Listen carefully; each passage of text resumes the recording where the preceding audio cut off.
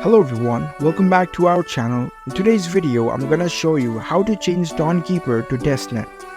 It's a very simple and easy process, so let's get started.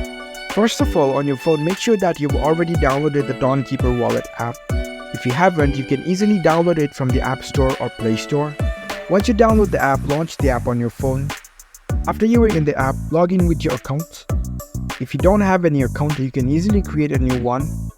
In order to change Tonkeeper to Testnet, you need to first go to the settings. Here you can see the settings icon at the top right corner. Tap on it. Now scroll down to the bottom. Here you can see the Tonkeeper logo. Tap on it multiple times. You will be prompted to the dev menu page. Here you can see the dev mode. Enable it. Now go back. Next up, you need to go to the backup section. Here you can see the backup option. Tap on it.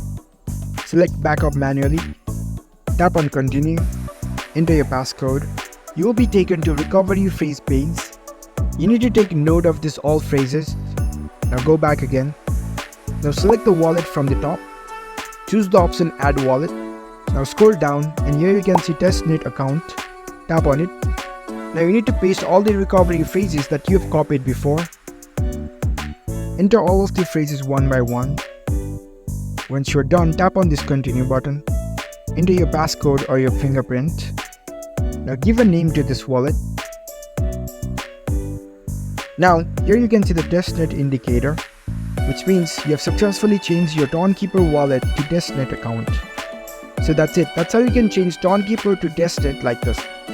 If you found this video helpful, don't forget to give this video a thumbs up and subscribe to our channel for more tech tips. Thank you for watching.